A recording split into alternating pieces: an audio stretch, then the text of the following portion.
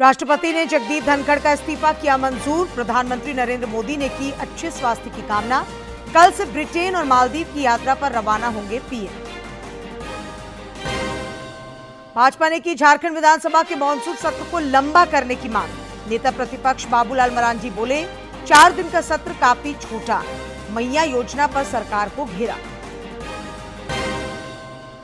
रांची पहुंचे झारखंड उच्च न्यायालय के नवनियुक्त मुख्य न्यायाधीश तरलोक सिंह चौहान।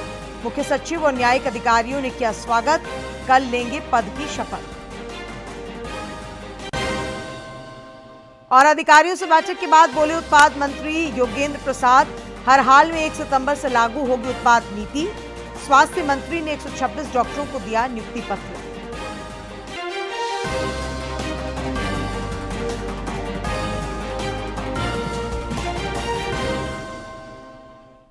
नमस्कार, खबरें झारखंड में आपका स्वागत है। मैं हूं डॉक्टर शीता आनंद और अब समाचार विस्तार से। राष्ट्रपति द्रौपदी मुर्मू ने उपराष्ट्रपति जगदीप धनखड़ का इस्तीफा मंजूर कर लिया है। उन्होंने स्वास्थ्य कारणों की वजह से कल अपना इस्तीफा राष्ट्रपति को भेजा था। इधर प्रधानमंत्री नरेंद्र मोदी ने जगदीप धनखड़ के उत्तम स्वास्थ्य की कामना की है। उन्होंने एक सोशल मीडिया पोस्ट में कहा है कि श्री धनखड़ को भारत के उपराष्ट्रपति सहित कई भूमिकाओं में देश की सेवा करने का अवसर मिला है। नरेंद्र मोदी ने जगदीप धनखड़ के उत्तम स्वास्थ्य की कामना की है।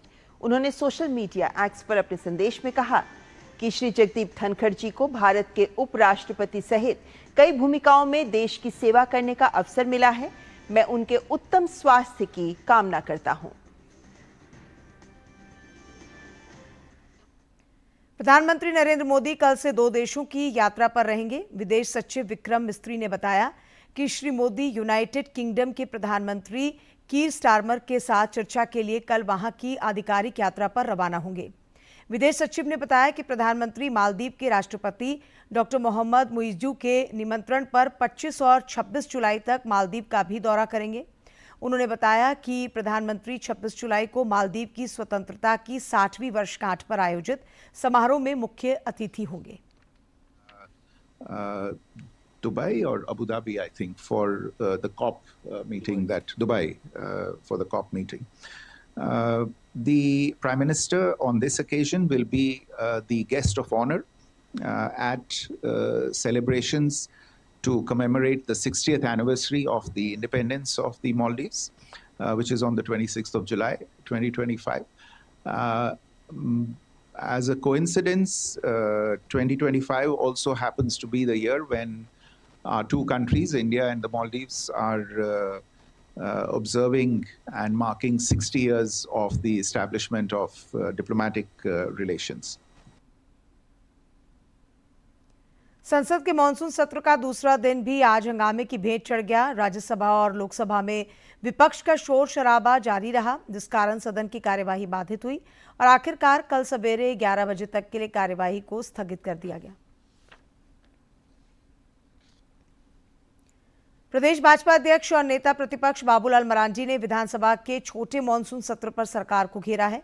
उन्होंने दुमका में प्रेस वार्ता कर महिला सशक्तिकरण के राज्य सरकार के दावों को भी खोखला बताया।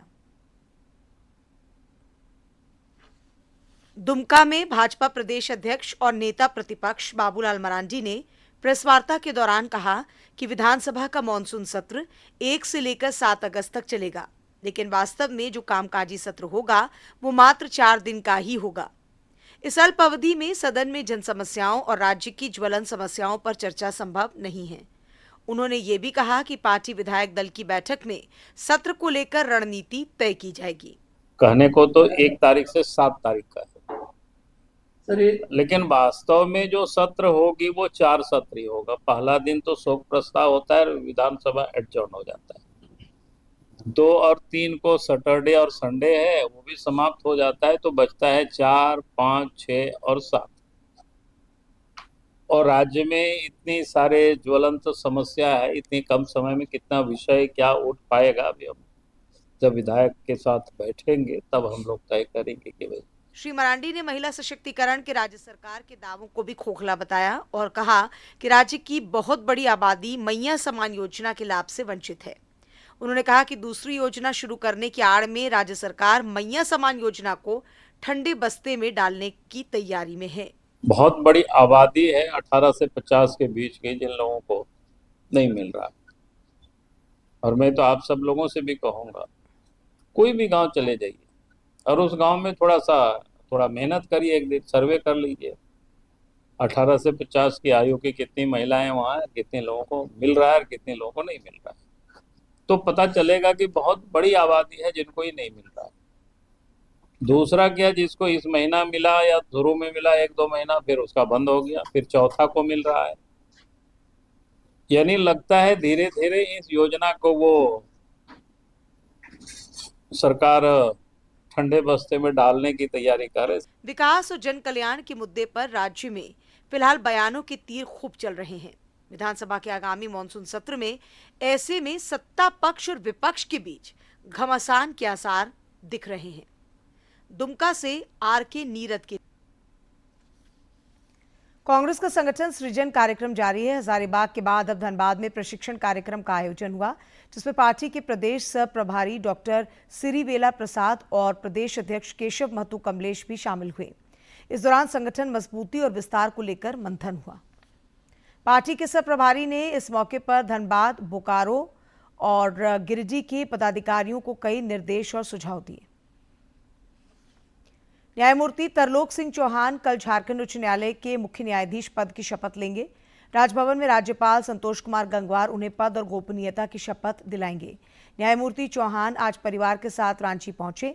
एयरपोर्ट पर मुख्य सचिव अलका तिवारी, न्यायिक सेवा के अधिकारियों तथा प्रशासनिक और पुलिस अधिकारियों ने उनका स्वागत किया। गौरतलब है कि न्यायमूर्ति चौहान इससे पहले हिमाचल प्रदेश हाईकोर्ट में सीनियर जज के रूप में कार्यरत थे।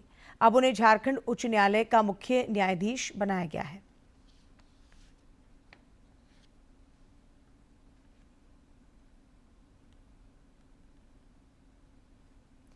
राज्य में महिला सुरक्षा फिर सवालों के घेरे में है। एक के बाद एक बेटियों और महिलाओं के खिलाफ कई घटनाओं ने राज्य को शर्मसार किया है। लातेहार, सिमडेगा और हजारीबाग की घटनाओं ने राज्य की विधि व्यवस्था की पोल खोलकर रख दी है। इन घटनाओं के बाद राजनीति भी गर्मा गई है। देश में आधी आबादी के सशक्तिकरण को लेकर लगातार पहल हो रहे हैं। वहीं झारखंड में बेटियों की सुरक्षा सवालों के घेरे में है। बेटियों और महिलाओं की अस्मिता से लगातार यहां खिलवाड़ हो रहा है और अपराधियों के हौसले बुलंद नजर आ रहे हैं। झारखंड में अपराधियों की दबंगई बढ़ गई है और वो बेटियों की अस्मत को पैरों तले कुचल रहे हैं। ताजा मामला सिमडेगा का है, जहां अपराधियों ने न केवल नाबालिग को अगवा कर दुष्कर्म किया बल्कि उसका वीडियो भी बनाया। इस घटना के बाद पूरे इलाके में गुस्सा है। लोगों ने सड़क पर उतरकर महिला सुरक्षा सुनिश्चित करते हुए न्याय की मांग की। युवती जो नाबालिग है उसके साथ गलत हुआ है और इस तरह की घटनाएं दिन प्रतिदिन बढ़ते जा रहा है। शर्मसार करने वाली इस घटना ने पूरे राज्य को झकझोर दिया है और राजनीति भी गर्मा गई है। भाजपा के प्रदेश अध्यक्ष बाबूलाल मरांडी ने कहा है कि इस घटना ने पूरे प्रदेश को शर्मसार कर दिया है। एक मासूम बच्ची का अपहरण कर दुष्कर्म और अश्लील वीडियो बनाए जाने की घटना अति निंदनीय है। उन्होंने आरोपियों की पहचान कर कठोरतम सजा दिलाने की मांग की ताकि ऐसी घटनाओं की पुनरावृत्ति न हो। यह मामला गरमाने के बाद मुख्यमंत्री हेमंत सोरेन ने भी सख्ती दिखाई है। उन्होंने कहा कि ऐसी घटनाएं बिल्कुल बर्दाश्त के काबिल नहीं है। मुख्यमंत्री ने सिमडेगा उपायुक्त और पुलिस अधीक्षक को आरोपियों की पहचान कर सख्त कार्रवाई के निर्देश दिए। श्री सोरेन ने पीड़िता और उसके परिजनों की सुरक्षा के साथ ही उन्हें सहायता उपलब्ध कराने की भी हिदायत दी। मुख्यमंत्री की फटकार के बाद पुलिस हरकत में आई और एक आरोपी गिरफ्तार हुआ। सिमडेगा की यह घटना तो बानगी मात्र है। झारखंड में शिक्षा के मंदिरों में भी बेटियां सुरक्षित नहीं है। लातेहार के एक मिशनरी स्कूल के फादर पर छात्राओं ने यौन शोषण का आरोप लगाया है। दुर्भाग्य की बात यह है कि मामला संज्ञान में आने के बावजूद कोई कार्रवाई नहीं हुई है, जिस पर भाजपा हमलावर है। प्रदेश प्रवक्ता अजय शाह ने मामले की लीपापोती का आरोप लगाया है। सरकार जल्द से जल्द एफआईआर दर्ज करे, पॉक्सो कोर्ट में मामले को लेकर के जाए। अगर मामला गलत है या सही है, ये फैसला कोर्ट का है, पॉक्सो कोर्ट का है। इधर हजारीबाग में डायन बिसाही के आरोप में एक विधवा महिला को निर्वस्त्र कर पीटा गया। इतना ही नहीं, उसके साथ बर्बरता की हदें पार कर दी गई और उसके शरीर के कई हिस्सों को ब्लेड से काटा भी गया। पुलिस ने शिकायत दर्ज होने पर एक आरोपी को गिरफ्तार किया है। जो भी वैसा किया है उनके पड़ोसी हैं।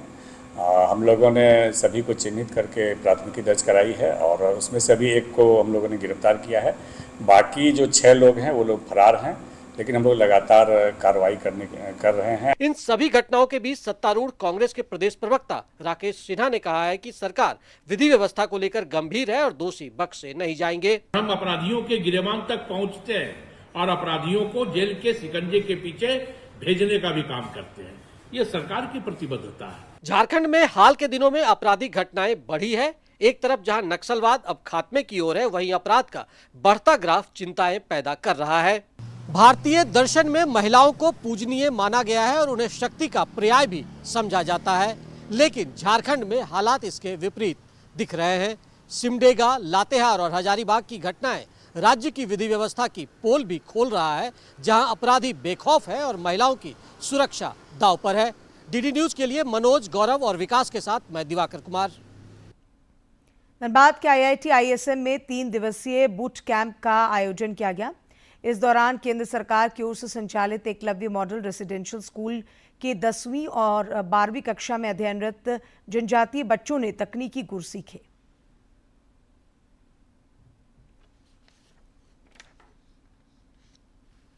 धनबाद की IIT ISM में जनजातीय कार्य मंत्रालय के अंतर्गत रिवॉर्ड स्कीम के तहत 3 दिवसीय बूट कैंप का आयोजन किया गया। प्रोजेक्ट की प्रिंसिपल इन्वेस्टिगेटर IIT ISM की प्रोफेसर रश्मि सिंह ने बताया कि राज्य भर के 7 एकलव्य मॉडल स्कूल से 33 विद्यार्थी इस बूट कैंप में शामिल हुए। इस दौरान 10वीं से 12वीं कक्षा में अध्ययनरत जनजातीय बच्चों ने विभिन्न विभागों में जाकर तकनीकी गुर सीखे। और ये देख रहे हैं कि आजकल साइंस और टेक्नोलॉजी किस तरह से हमारी लाइफ को चेंज कर रहा है, ऑपरेट कर रहा है, डिसरप्ट कर रहा है।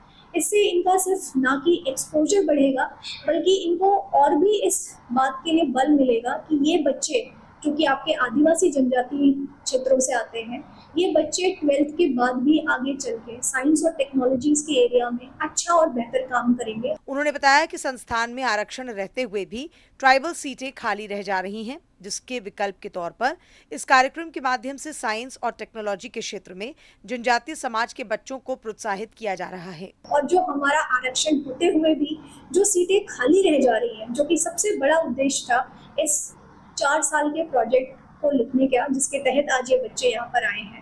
हम कोशिश करते और आशा करते हैं कि उस गैप को भी ये थोड़ा सा भरने में काफी लाभकारी सिद्ध होगा फ्यूचर में। 3 दिवसीय बूट कैंप के दौरान बच्चों ने उत्साहपूर्वक विषयों को समझने की कोशिश की और प्रायोगिक जानकारियां ली। विद्यार्थियों ने कहा कि जिन चीजों को वे पहले वीडियो के माध्यम से देखा करते थे, उन्हें वे संस्थान में साक्षात देख पाए, जिससे उन्हें तकनीकी विषयों को समझने में सुविधा हुई। कंप्यूटर सीखने के लिए आए हैं हम लोग, तो अभी तक में बहुत कुछ हम लोगों को सिखाया गया है। कल तो कंप्यूटर लैब भी ले गया था, तो वहाँ पे भी बहुत सारी चीज़ें दिखाई गई। यहाँ आने के बाद यहाँ का बहुत कुछ हमें सीखने को मिला जो कंप्यूटर से रिलेटेड है, जैसे प्रोग्रामिंग सीखने मिला। कल हम बहुत सारे लैब्स घूमने गए थे, जहाँ पर सेंसर की जानकारी मिली, हमें रोबोट्स देखने मिले, फिर मेटल के बारे में बहुत ही जानकारी मिली। हमारे ससुर गोड्डा से आई हूँ और यहाँ आकर के बहुत मोटिवेट लग रहा है कि इतना अच्छा मेरा फर्स्ट बार है, यहाँ बाहर आना बहुत अच्छा लग रहा है। इन बच्चों के साथ विभिन्न जिलों से आई शिक्षिकाओं ने कार्यक्रम के आयोजन की सराहना की। उन्होंने कहा कि बच्चों को इससे आने वाले समय में काफी फायदा मिलेगा और वे तकनीकी दृष्टि से पारंगत हो सकेंगे। मेरा 5 बच्चा यहाँ आए हैं IIT ISM धनबाद में, जिन्होंने यहाँ चल रहे जो भी प्रोग्राम्स है एंड फंक्शंस है, उस सारे फंक्शंस को एंजॉय कर रहा है, देख रहा है, उससे सीख रहा है और ये क्यूरियोसिटी लेकर जा रहा है अपने मन में कि आगे हमको कुछ नया करना। कि ये ISM जैसा उनको प्लेटफॉर्म और मतलब डायरेक्ट उनको देखने का ये मौका मिल रहा है, बहुत बड़ी बात समझती हूँ मैं सर। अभी सिर्फ हम लोग सुने थे ISM के बारे में, अब जब प्रत्यक्ष यहाँ बच्चे आए हैं और खुद से देख रहे हैं तो इनको बहुत ज्यादा सीखने का मौका मिल रहा है। राज्य भर में प्रतिभा की कोई कमी नहीं है, जरूरत है कि उसे मंच और अवसर मिले ताकि वे हौसलों की उड़ान भर सके। उम्मीद की जानी चाहिए कि एकलव्य मॉडल स्कूल के ये बच्चे धनबाद IIT ISM के अनुभवों को अपने साथियों के साथ भी साझा करेंगे और तकनीकी शिक्षा के क्षेत्र में नए मापदंड स्थापित करने का प्रयत्न करेंगे। डीडी न्यूज के लिए धनबाद से अजय कुमार सिन्हा की रिपोर्ट। देश भर के मछुआरों के जीवन स्तर को सुधारने और मत्स्य पालकों को रोजगार उपलब्ध कराने के उद्देश्य से केंद्र सरकार ने प्रधानमंत्री मत्स्य संपदा योजना की शुरुआत की है। इसका लाभ गिरिडीह के मत्स्य पालक भी ले रहे हैं।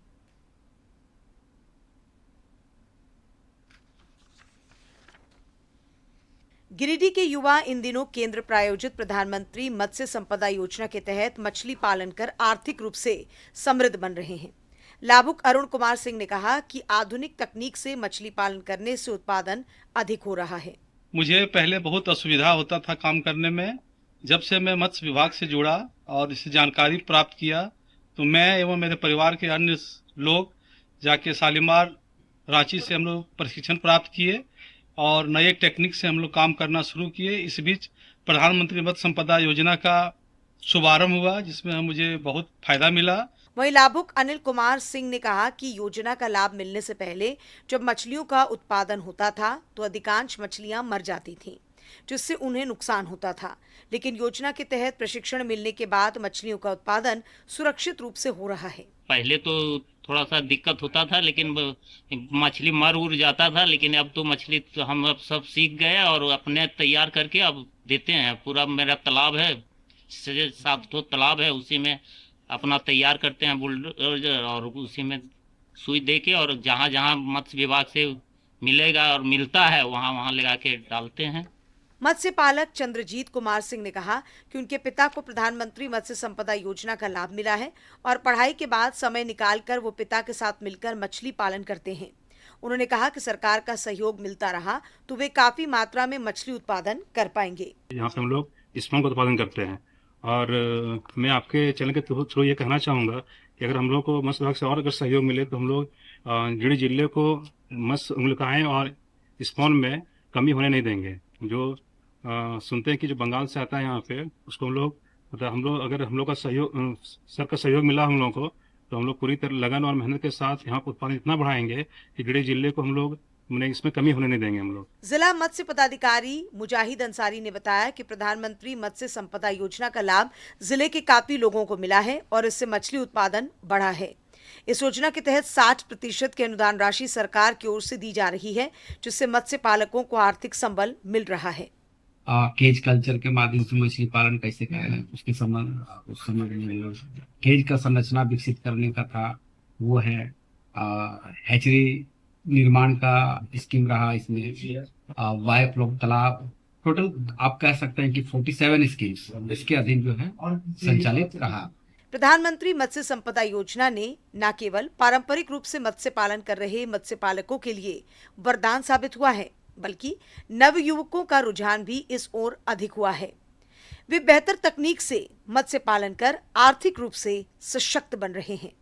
डीडी न्यूज के लिए गिरिडीह से निशान कुमार की रिपोर्ट। उत्पाद और मद्य निषेध मंत्री योगेंद्र प्रसाद ने फिर दोहराया है कि राज्य में नई उत्पाद नीति हर हाल में 1 सितंबर से लागू की जाएगी। उन्होंने इस सिलसिले में आज रांची में विभागीय अधिकारियों के साथ बैठक की और कहा कि इसे चरणबद्ध तरीके से लागू करने पर मंथन हुआ है। श्री प्रसाद ने निर्धारित दर से अधिक मूल्य पर शराब बेचने वालों के खिलाफ कार्रवाई की भी चेतावनी दी। वास्तविक रेट से 10 रुपया 20 रुपया बेची लिया जाता है, उस पर भी हम लोग आज कड़ी निगरानी रखा जाए और उसमें जो भी इस तरह के कार्य करते हैं उस पर अविलंब उस पर कार्रवाई हो, विधि सम्मत कार्रवाई हो, इस दिशा में भी हम लोग बढ़े हैं। इधर श्री प्रसाद ने रांची स्थित आवास पर कई लोगों से मुलाकात भी की। इस दौरान लोगों ने उन्हें अपनी विभिन्न समस्याओं से अवगत कराया। श्री प्रसाद ने समस्याओं के त्वरित समाधान के लिए संबंधित अधिकारियों को आवश्यक दिशा निर्देश भी दिए। उन्होंने कहा कि राज्य सरकार जन समस्याओं के समाधान के लिए प्रतिबद्ध है। स्वास्थ्य मंत्री डॉक्टर इरफान अंसारी ने रांची नामकुम स्थित IPH सभागार में आयोजित कार्यक्रम में अनुबंध के आधार पर नियुक्त 126 विशेष चिकित्सा पदाधिकारियों को नियुक्ति पत्र सौंपा। उन्होंने नवनियुक्त पदाधिकारियों को कर्तव्य बोध कराया और राज्य में गुणवत्तापूर्ण चिकित्सा सेवा पर जोर दिया। रांची में नियुक्ति पत्र वितरण समारोह का आयोजन कर राज्य सरकार की ओर से स्वास्थ्य मंत्री डॉक्टर इरफान अंसारी ने 126 विशेषज्ञ चिकित्सकों के बीच नियुक्ति पत्र का वितरण किया। स्वास्थ्य मंत्री ने कहा कि इन विशेषज्ञ चिकित्सकों की नियुक्ति राज्य भर की स्वास्थ्य सेवा को बेहतर बनाने के लिए की गई है। राज्य बनने के बाद अब तक की सबसे बड़ी बहाली आज हुआ है। 126 स्पेशलिस्ट डॉक्टर को हम लोगों ने मनचाहा पोस्टिंग हमने उनसे वार्ता किया, उनसे कहा कि आपको क्या चाहिए आप बताइए।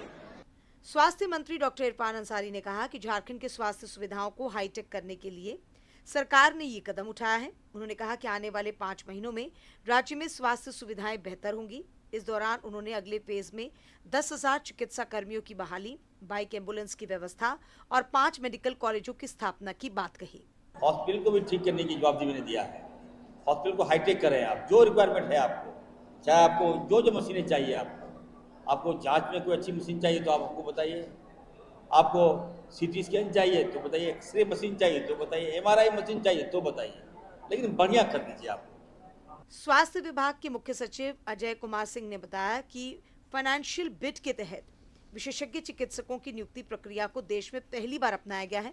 इसमें विशेषज्ञ चिकित्सक खुद अपनी सैलरी और कार्यस्थल चुनते हैं। इससे पहले हम लोगों ने नियुक्ति पत्र दिया था जिसमें कि चिकित्सा पदाधिकारी थे, मेडिकल ऑफिसर थे, उनको भी चॉइसेस के आधार पे और कोटेशन के आधार पे हम लोगों ने दिया था।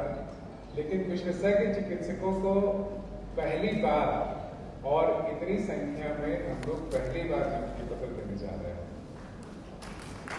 नई प्रक्रिया के तहत विशेषज्ञ चिकित्सक नियुक्ति पत्र प्राप्त कर उत्साहित दिखे। उन्होंने कहा कि वे राज्य की स्वास्थ्य सुविधाओं को बेहतर बनाने के लिए काम करेंगे। थोड़ा तो हॉस्पिटल जाके वहाँ पे पता करना होगा कि क्या है, लेकिन एज ए साइकियाट्रिस्ट इम्पोर्टेंस मेरा सबसे मेजर होने वाला है लोगों में साइकियाट्री को लेकर अवेयरनेस बनाना।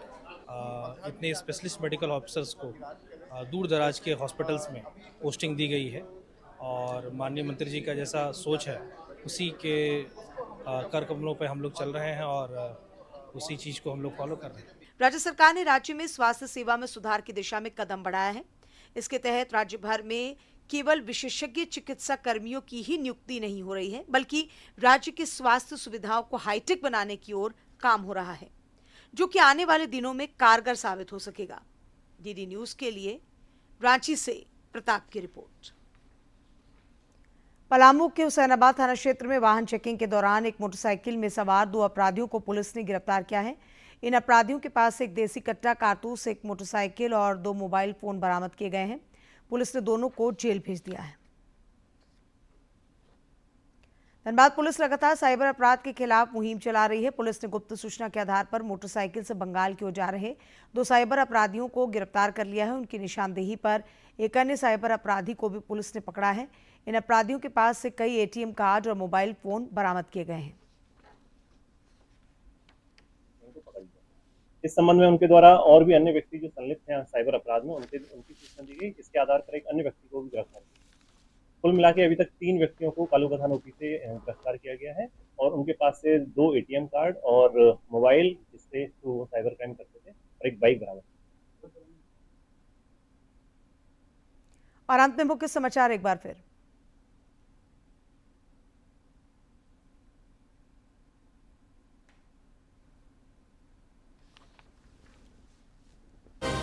राष्ट्रपति ने जगदीप धनखड़ का इस्तीफा किया मंजूर। प्रधानमंत्री नरेंद्र मोदी ने की अच्छे स्वास्थ्य की कामना। कल से ब्रिटेन और मालदीव की यात्रा पर रवाना होंगे पीएम।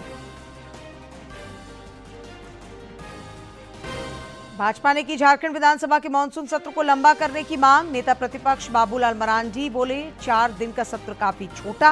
मैया योजना पर सरकार को घेरा। रांची पहुंचे झारखंड उच्च न्यायालय के नवनियुक्त मुख्य न्यायाधीश तरलोक सिंह चौहान। मुख्य सचिव और न्यायिक अधिकारियों ने किया स्वागत। कल लेंगे पद की शपथ। और अधिकारियों से बैठक के बाद बोले उत्पाद मंत्री योगेंद्र प्रसाद, हर हाल में 1 सितंबर से लागू होगी उत्पाद नीति। स्वास्थ्य मंत्री ने 126 डॉक्टरों को दिया नियुक्ति पत्र।